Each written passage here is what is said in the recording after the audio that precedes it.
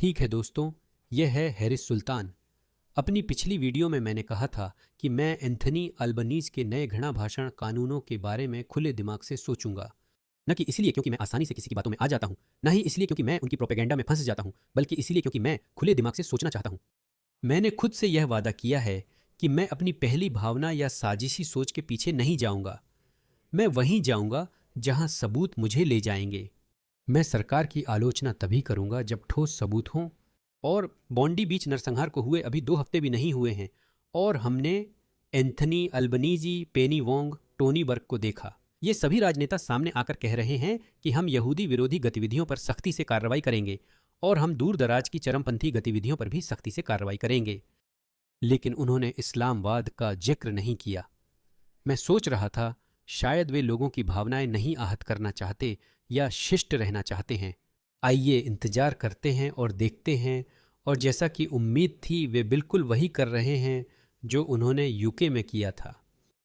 मैं यह भी नहीं कह रहा कि वे इसे साजिश के तहत कर रहे हैं। मुझे लगता है कि पश्चिम में जो कुछ विचारधाराएं हावी हैं वे हमेशा इसी नतीजे तक पहुंचेंगी। तो यह जो अतिवामपंथी मार्क्सवादी वोक विचारधारा है वह हमेशा मूल निवासियों के प्रति कठोर रहेगी और हमेशा अल्पसंख्यकों को खुश करने की कोशिश करेगी। भले ही वही लोग समस्या पैदा करने वाले हों, उनके पास कोई और समाधान नहीं है। मेरे ऑस्ट्रेलियाई भाइयों, ध्यान दें, मैं सालों से चेतावनी दे रहा हूं कि यूके और पश्चिमी देशों में जो होता है वही ऑस्ट्रेलिया में भी होता है। मैंने सोचा था कि यह 2026 या 2027 में होगा, लेकिन यह अभी हो रहा है। शायद ऐसा बॉन्डी बीच नरसंहार के कारण हुआ, जिससे समय रेखा कुछ साल आगे बढ़ी, लेकिन जो भी हो यह हो रहा है। ऑस्ट्रेलिया में क्या होगा यह समझने के लिए आपको यूके में क्या हुआ था यह समझना होगा, न कि वहां अभी क्या हो रहा है। वे हमसे समय में काफी आगे हैं। यूके में जो पहले ही हो चुका है। मैं आपको सिर्फ कुछ उदाहरण दूंगा क्योंकि मैं इसे पिछले 3 सालों से लाइव कवर कर रहा हूं। ऑस्ट्रेलिया में भी यही हो रहा है। ब्रिटेन में इसके लिए उनके पास एक नाम है, वे इसे 2 टियर पुलिसिंग कहते हैं। तो क्या उन्होंने देखा कि 7 अक्टूबर के आतंकी हमले के बाद ब्रिटिश पुलिस स्थानीय लोगों पर पूरी दंगा गियर के साथ उतर आती है, लेकिन जब इस्लामवादियों से निपटने की बात आती है तो वे बिल्कुल शांत और चुप हो जाते हैं। मैं आपको कुछ वीडियो दिखाता हूं, इसे देखिए। तो 2024 में ब्रिटिश देशभक्तों ने कहा कि हम इस्लामवादियों को ऐसा नहीं करने देंगे। ये फिलिस्तीन समर्थक लोग युद्ध स्मारकों जैसे सेनोटाफ को हाईजैक कर लेते हैं। सरकार को इन स्मारकों की सुरक्षा करनी चाहिए, लेकिन वे उन्हें युद्ध स्मारकों का अपमान करने देते हैं। वे गाजाज के लिए फिलिस्तीनी प्रतीक ब्रिटिश युद्ध स्मारकों पर लगाते हैं। मेरी बात याद रखना, ये यहाँ और ऑस्ट्रेलिया में भी होगा। कहीं हम अपने युद्ध स्मारकों, अपने एंजेक स्मारकों को न भूल जाएं जो सेंट किल्डा में हैं, और जहां भी वे सिडनी और अन्य शहरों में हैं वहां भी ऐसा होने वाला है। मुझे लगता है कुछ घटनाएं पहले हो चुकी हैं, लेकिन ऑस्ट्रेलिया में अभी भी ज्यादातर लोग श्वेत हैं। यहाँ स्थिति इतनी बुरी नहीं, पर धीरे धीरे वैसी हो रही है। अगर हम कार्रवाई नहीं करते तो ब्रिटिश देशभक्त कहते हैं कि वे युद्ध स्मारकों का अपमान नहीं होने देंगे। उनके दादाओं ने इसके लिए जान दी है। और देखिए कैसे पुलिस पूरी ताकत के साथ बाहर आ जाती है। देखिए,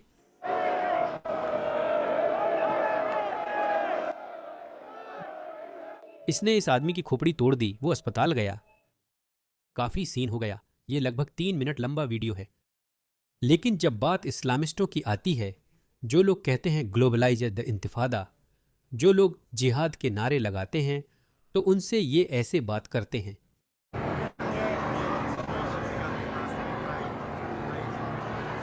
कुछ लोग इस पर यकीन नहीं करेंगे। देखिए, नीचे आना होगा। कृपया नीचे आइए सर। कोई दंगा गियर नहीं। करीब 1 महीने पहले टावर हैमलेट्स में इस्लामी विरोध प्रदर्शन हुए, पर ब्रिटिश पुलिस नहीं आई। उन्होंने कहा हालात काबू से बाहर हो सकते हैं।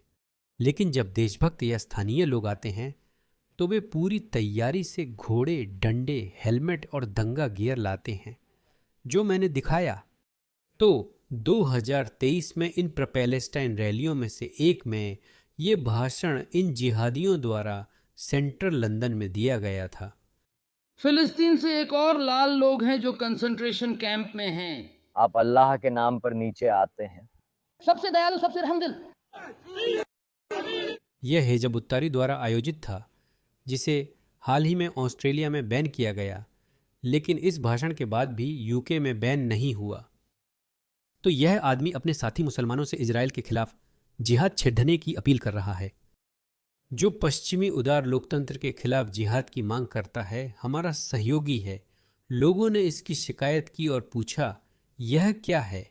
वे लंदन की सड़कों पर जिहाद को क्यों बढ़ावा दे रहे हैं? सच में पूरी वीडियो देखिए और फिर मैं आपको बताऊंगा कि क्या हुआ। अल्लाह के रास्ते में उनसे लड़ो जो तुमसे लड़ते हैं। ये सियोनिस्ट सत्ता है, इनके पास सेना है, इनके पास पुलिस बल है, इनके पास न्यायपालिका है, इनके पास एक फौज है जो हमारे लोगों से लड़ रही है, मार रही है, कत्लेआम कर रही है। इस्लाम कहता है अल्लाह के लिए जिहाद, कि मुस्लिम सेना फिलिस्तीन के लोगों को बचाने के लिए आगे बढ़े। यही समाधान है। वे कह रहे हैं कि मुस्लिम सेनाओं को इसराइल पर हमला करना चाहिए, तो वह जिहाद के लिए बुला रहे हैं। जिहाद, सचमुच यही जिहाद का मतलब है, पवित्र युद्ध। अगर आपको लगता है कि मुसलमानों पर अत्याचार हो रहा है, तो आप इंतजार करें मुसलमानों के अत्याचारी पर जिहाद। वे न संयुक्त राष्ट्र न अंतर्राष्ट्रीय कानून मानते हैं, उनके अपने मूल्य हैं। ठीक है, ये सब अपने देश में ही करो। उन्हें यूएई या सऊदी अरब में इसकी अनुमति नहीं, लेकिन पश्चिमी देशों में है। उस समय उसका बू तहरी पर प्रतिबंध नहीं था, बाद में उस पर प्रतिबंध लगाया गया, क्योंकि वो वही सांप है जो खुद को डसने से नहीं रोक सकता। ऑस्ट्रेलिया में अभी प्रतिबंध लगा है। 2 दिन पहले बॉन्डी बीच नरसंहार हुआ, तो उसकी बू तहरी या इन लोगों पर कार्रवाई करने के बजाय जानते हो क्या हुआ? मेट पुलिस ने कहा, ये उन्होंने कहा, हर जिहाद का आह्वान हिंसक नहीं होता, इसलिए मेट के कंट्रोल रूम में अरबी बोलने वाले अधिकारी और वकील होंगे, जबकि प्रशिक्षित अधिकारी जमीन पर नफरत फैलाने वाले पोस्टर पहचानेंगे। ये वैसा ही है जैसे बिल्ली को दूध की रखवाली पर बैठा दिया। उन्होंने दूसरे मुसलमानों को रखा है, ये दिखाने के लिए कि क्या जिहाद का आह्वान हिंसक संघर्ष के लिए है। नहीं, इसका ये मतलब नहीं है। जिहाद का अर्थ आंतरिक संघर्ष है। 2023 में ब्रिटिश जनता ने इस व्यवहार पर ध्यान दिया और टू टियर पुलिसिंग शब्द बनाया कि इस्लामिस्टों के लिए एक तरह के मानदंड हैं और फिर देशवासियों या देशभक्तों के लिए अलग मानदंड हैं। तो मैं कहता आ रहा हूं कि ये ऑस्ट्रेलिया में भी होने वाला है, और देवियों और सज्जनों, ये ऑस्ट्रेलिया में हो रहा है। तो मुझे आपको फिर से याद दिलाने दीजिए, एक इस्लामिस्ट समुद्र तट पर गया, वहां कुछ यहूदियों को देखा और गोली चला दी, जिसमें 14 लोग मारे गए। वो वहां यहूदियों को मारने गया था। ठीक है, यही उसकी नफरत थी, यही तिफारा में अमल में लाई गई वैश्विक नफरत थी, यही जिहाद था जो अमल में था, जिसका वे लगातार प्रचार कर रहे हैं। तो एंथनी अल्बानीज सामने आते हैं और कहते हैं कि यहूदी विरोधी भावना एक समस्या है, अतिवादी दक्षिणपंथी सोच एक समस्या है, और इस्लामोफोबिया भी एक समस्या है। उन्होंने अब तक इस्लामवाद या जिहाद का एक बार भी जिक्र नहीं किया है।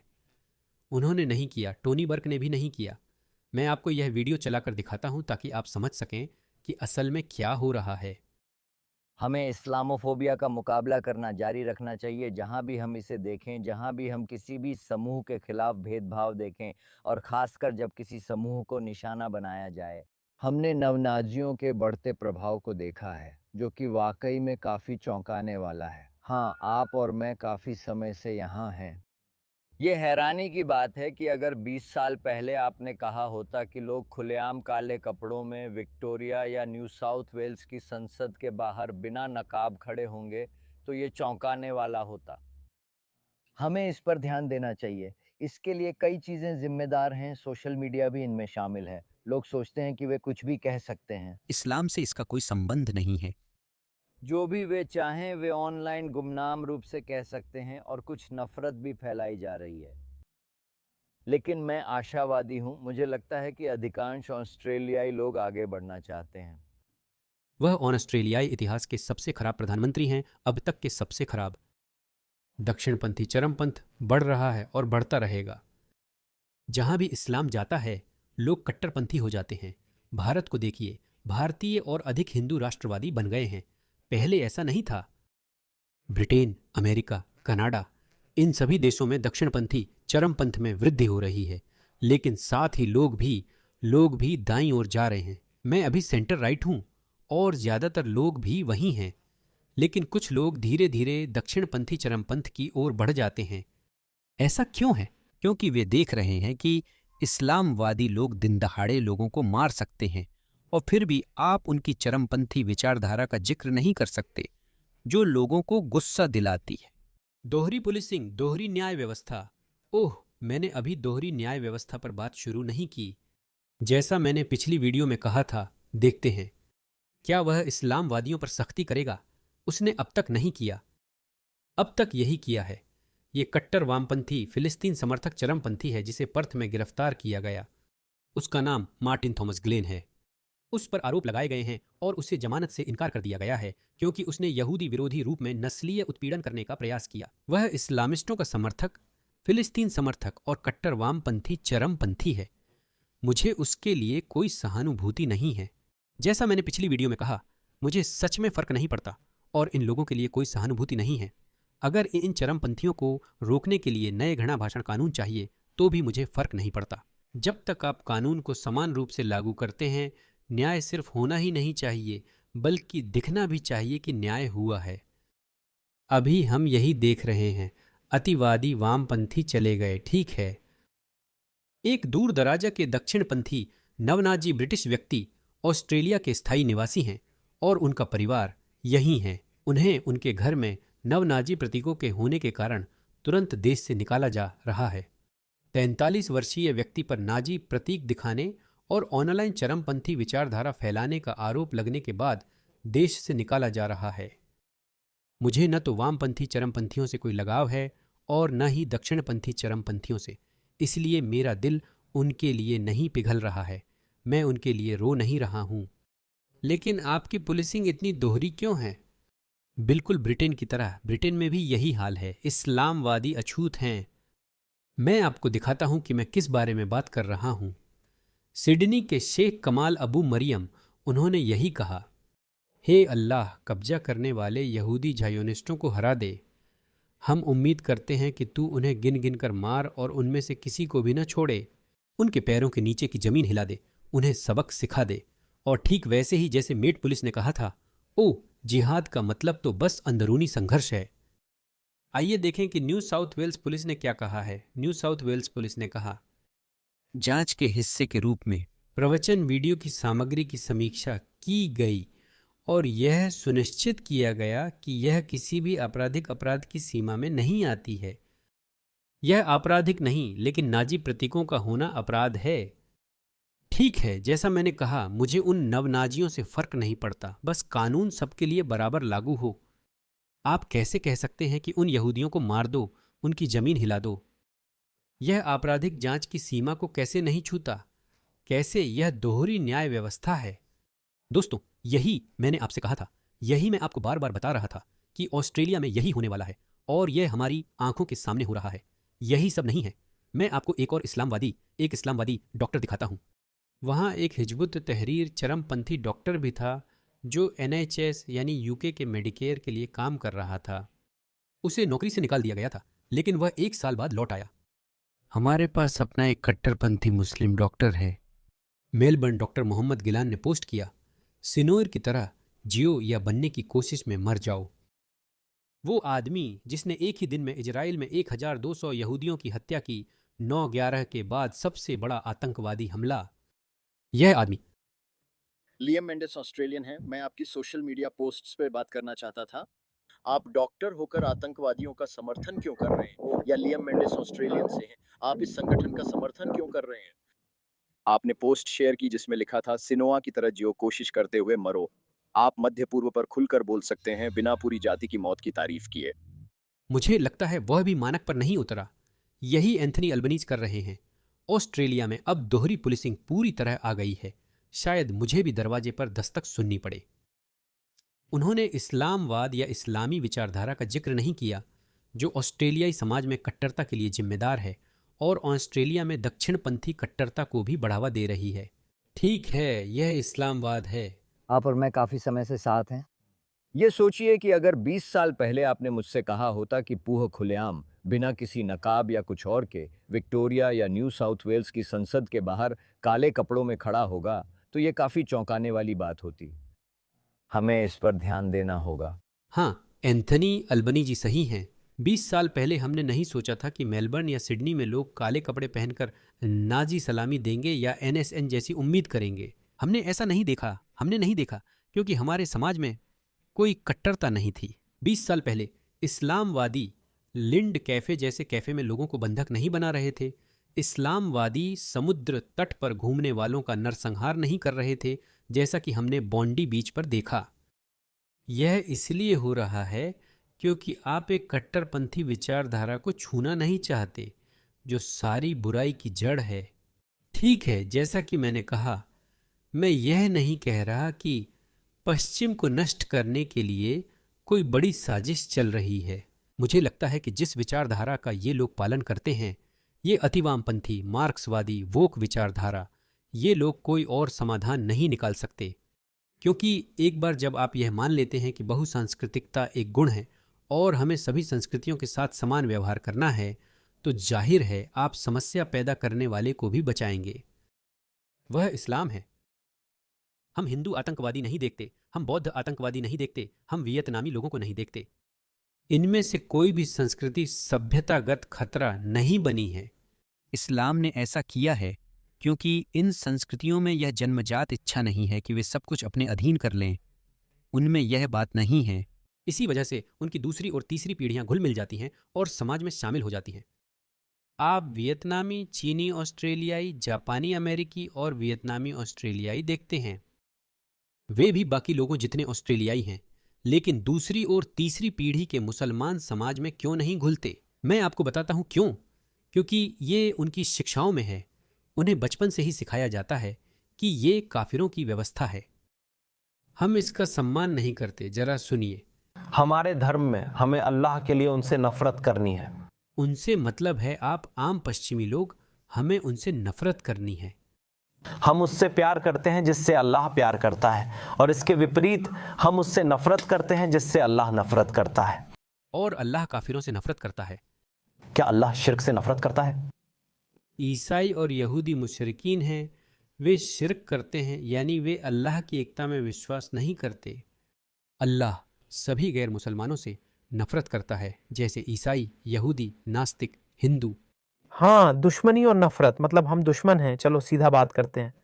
हम एक दूसरे से प्यार नहीं करते, हम एक जैसी सोच नहीं रखते, हम दोस्त नहीं हैं। क्या ये समझ में आता है? हम दुश्मन हैं। हाँ। और यह व्यक्तिगत कारणों से नहीं है, ये जमीन के लिए नहीं है, ये राजनीति के लिए नहीं है, ये पैसे के लिए नहीं है। ये इसलिए है क्योंकि हम अल्लाह से प्यार करते हैं। हम कुछ नहीं कर सकते। हम अल्लाह से बहुत प्यार करते हैं जिसने हमें सब कुछ दिया। आप शिर्क करते हैं और किसी और भगवान की पूजा करते हैं।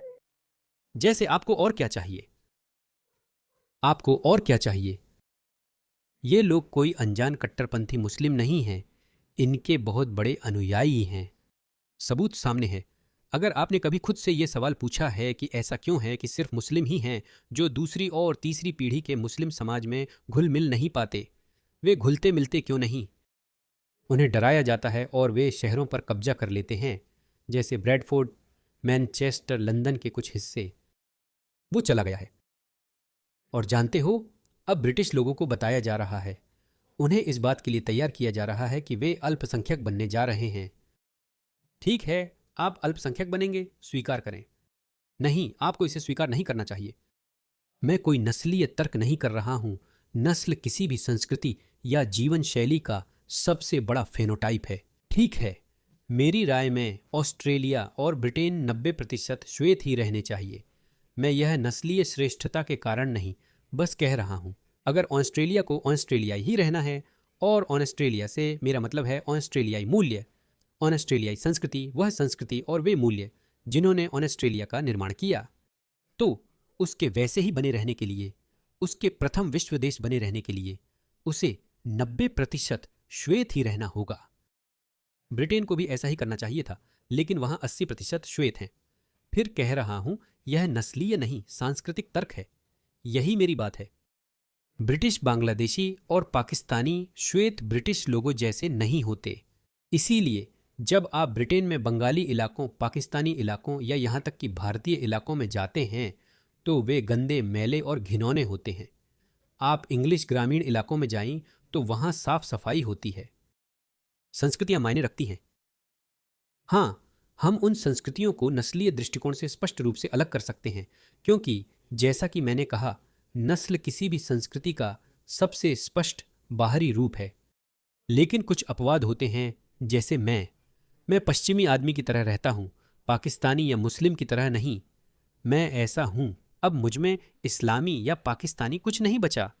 अधिकतर लोग अपनी संस्कृति में रहते और उसी के प्रति वफादार रहते हैं। जैसा कि मैंने कहा, कुछ संस्कृतियां जैसे हिंदू, चीनी, वियतनामी, जापानी या अमेरिका, इटालियन, ग्रीक अधिक सहिष्णु हैं, क्योंकि वे शत्रुतापूर्ण नहीं हैं। वे कुछ पीढ़ियों में घुल मिल जाते हैं और अपनाते हैं। इस्लाम एक प्रभावशाली विचारधारा और संस्कृति है जो अनुयायियों को एकीकरण से हतोत्साहित करता है।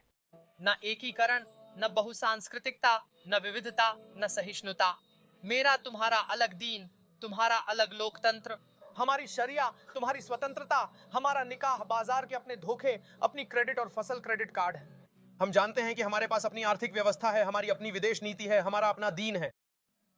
वो लोग इतने पाखंडी हैं, उनके पास सब कुछ है, अपनी आर्थिक व्यवस्था है, अपनी शरिया व्यवस्था है, लेकिन फिर भी वो पश्चिम में रहते हैं।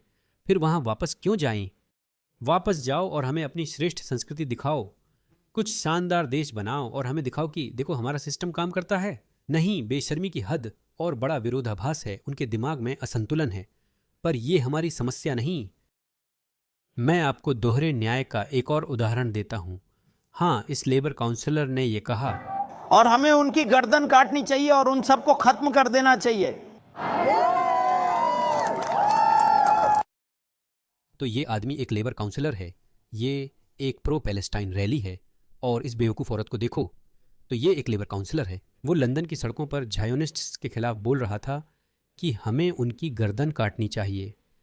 मजिस्ट्रेट के सामने पेश होकर उसने कहा, माफ़ कीजिए, ये मैं नहीं हूँ। मैंने गुस्से में कहा था। मजिस्ट्रेट ने माना, दोषी नहीं पाया और कम्युनिटी और ऑर्डर दे दिया। फिर सब सामान्य हो गया। लेकिन यूके में 2000 से ज़्यादा दक्षिणपंथी कंजर्वेटिव लोगों को गिरफ्तार किया गया है। अब उनके पास आपराधिक रिकॉर्ड है। कुछ लोग बुरे ट्वीट पोस्ट करने पर जेल भी गए हैं। लूसी कॉनोली सबसे मशहूर हैं। उनके शब्द हिंसक थे, पर उनका आपराधिक रिकॉर्ड नहीं था। उनका पहले कोई आपराधिक रिकॉर्ड नहीं था, लेकिन उन्हें 24 महीने की जेल की सजा दी गई। उन्हें यह विचार क्यों नहीं दिया गया? वो, आप जानते हैं, किसी हिंसक गुंडे ने टेलर स्विफ्ट कॉन्सर्ट में 3 छोटी लड़कियों की हत्या कर दी थी, जिसे साउथपोर्ट नरसंहार के नाम से भी जाना जाता है। और उस पल में वह इतनी निराश थी, वह इतनी आहत और टूटी हुई थी कि उसने कुछ ऐसा कह दिया जो उसे नहीं कहना चाहिए था। लेकिन नहीं, उसे 24 महीने की जेल दे दी गई। लेकिन इस आदमी को नहीं, कोई बात नहीं, उसने तो बस कह दिया। उससे गुस्सा आ गया था। तो हमारे ब्रिटिश दोस्तों ने इसे 2 टियर जस्टिस कहा है। हमारे यहाँ 2 स्तर की पुलिसिंग और न्याय है, उनके पास भी 2 स्तर की व्यवस्था है। मेरे प्यारे ऑस्ट्रेलियाई दोस्तों, यही सब ऑस्ट्रेलिया में भी होगा। उन्होंने एक वामपंथी प्रो पैली व्यक्ति को गिरफ्तार किया है। ठीक है, उन्होंने कट्टर दक्षिणपंथी नवनाजी को ब्रिटेन भेजा, लेकिन अब तक किसी इस्लामवादी को न गिरफ्तार किया गया, न निकाला गया। नहीं, हमें तो ऐसी कोई जानकारी नहीं है। हमें बताओ, हमें बताओ। चलो, ये आदमी, याद है ये वासम हदद, यही वो आदमी है जिसने बंडी बीच शूटर को कट्टरपंथी बनाया था। ठीक है, तो उसे 2023 में 7 अक्टूबर के हमलों के बाद यहूदी विरोधी उपदेशों के लिए मुकदमा चलाया गया था। अंदाज़ा लगाओ क्या, उसके पास न्यू साउथ वेल्स का फायरआर्म लाइसेंस है, जबकि उसके पुराने संबंध कथित बंडी शूटर नाविदा से रहे हैं, जिसे वह जानने से इनकार करता है। तुम डर क्यों रहे हो? हमें दिखाओ, फिर हम कहेंगे, ओह ठीक है, हर जगह सख्ती है, पर कोई चुनिंदा न्याय नहीं। इसीलिए मैं उम्मीद करता हूं कि कोई दरवाजा खटखटाए, लेकिन मैं कहीं नहीं जा रहा हूं, समझे? मैंने लोगों और ऑस्ट्रेलियाई संविधान के प्रति वफादार रहने की शपथ ली है, न कि 2 टियर किया या एंथनी अल्बनीज सरकार के प्रति। तो मैं बात करता रहूंगा। जैसा कि मैंने शुरुआत में कहा था, मैं इसे खुले दिमाग से देख रहा था। मैं देखूंगा कि सरकार इन नए घृणा भाषण कानूनों को कैसे लागू करती है। मुझे लगता है हम देखेंगे, लेकिन शुरुआती संकेत दिखा रहे हैं कि 2 टियर पुलिसिंग ऑस्ट्रेलिया में आ गई है। और मुझे लगता है कि हम देखेंगे कि इस्लामवादी बहुत कुछ करके भी बच जाएंगे। कोई निर्वासन नहीं होगा और शायद ज्यादा गिरफ्तारियां भी नहीं होंगी। वे इसे दक्षिणपंथी और संभवतः कुछ वामपंथी उग्रवाद रोकने का बहाना बनाएंगे। मुझे भी ज्यादा नहीं दिखता, क्योंकि ये उस विचारधारा से सहानुभूति रखते हैं। मैंने आपको अपनी पिछली वीडियो में दिखाया था, एंथनी अल्बनीज़ जी एक बड़े पैमाने पर पहली इंतिफादा समर्थक हैं, जिन्होंने इसे छुपाकर रखने में काफ़ी अच्छा काम किया है। आप जानते हैं, जब उन्होंने चुनाव लड़ा, किसी को पता नहीं था। वो चाहते थे कि ये अतीत में रहे, लेकिन वो इतिहास के सबसे खराब प्रधानमंत्री हैं। ठीक है दोस्तों, हमें उन्हें बाहर करना होगा। सौभाग्य से हमारे यहाँ चुनाव होंगे, वरना हालात और बिगड़ते। यह ऑस्ट्रेलिया के उन अधिकांश लोगों के लिए जो अभी भी सो रहे हैं, यह देखना बहुत आसान होगा कि एंथनी अल्बनीज़ी कौन हैं। 2 टियर किया ब्रिटिश इतिहास के सबसे नापसंद और बदनाम प्रधानमंत्री हैं। एंथनी अल्बनीज़ी अभी भी सर्वेक्षणों में आगे चल रहे हैं। तो आप जानते हैं, ऑस्ट्रेलिया का विशाल बहुमत अभी भी उनकी दिशा में झुका हुआ है। तो मुझे लगता है कि बहुत सारे ऑस्ट्रेलियाई लोगों को जागना चाहिए। ऑस्ट्रेलियाई लोग बहुत अलग हैं। मुझे लगता है ऑस्ट्रेलियाई लोग ब्रिटिशों की तुलना में जल्दी गुस्सा और जाग जाते हैं। इसलिए हम इस विषय पर बात करते रहेंगे, और मुझे लगता है कि पॉलिन हैंडसन ही हमारी एकमात्र पसंद हैं। हमें पॉलिन हैंडसन जैसी मजबूत किसी की जरूरत है। पॉलिन हैंडसन स्पष्ट हैं, उन्हें जनता का समर्थन मिलेगा। हमें ऑस्ट्रेलिया और उसके मूल्यों के लिए खड़ा होना चाहिए, बाकी सब द्वितीय है। मुझे नहीं लगता कि एंथनी अल्बनीज़ी हेट स्पीच कानून सभी पर समान लागू करेंगे। मुझे लगता है वह सिर्फ कुछ गुटों के खिलाफ ही विछंट करेंगे, जिनसे मेरी वफादारी नहीं है। मुझे कट्टरता से कोई फर्क नहीं पड़ता। जैसा मैंने कहा, अगर आप कानून चुनिंदा लागू करेंगे तो आपको नहीं पता आपके साथ क्या होगा। एंथनी अल्बनीज़ आप लोगों को अलग थलग और नाराज करेंगे। ऑस्ट्रेलिया सबसे उच्च विश्वास वाला समाज है। मैंने दुनिया घूमी है, मैंने दूसरे देशों को देखा है, मैंने दूसरी लोकतंत्रों को देखा है कि कैसे वे उच्च विश्वास वाले समाजों से निम्न विश्वास वाले समाजों में बदल गए हैं। हमें 6 महीने के लिए लॉकडाउन में रखा गया था। ज्यादा लोगों ने विरोध नहीं किया, हमने बस इसे स्वीकार कर लिया। सरकारों पर पहले भरोसा था, लेकिन अब माहौल बदल गया है। लोग अब भरोसा नहीं करेंगे, बल्कि देखेंगे। आप सबसे ज्यादा परेशानी वाले समुदाय की सुरक्षा कर रहे हैं। चाहे मुझे नवनाजियों से नफरत हो, लेकिन लोगों की हत्या इस्लामवादी करते हैं। उन्होंने अभी तक कोई हिंसा नहीं की है। NSN अभी तक किसी भी हिंसा के लिए जिम्मेदार नहीं है। ठीक है, लेकिन अगर आप इस्लामवादियों की रक्षा करते हैं और वे हिंसक हो जाते हैं, तो कौन भुगतेगा? हम आम लोग जो बीच में हैं। बेवकूफ़ मत बनो। एंथनी अल्बनीज़, आप ऑस्ट्रेलिया के सबसे खराब प्रधानमंत्री हैं। थोड़ा बेहतर बनने की कोशिश करें।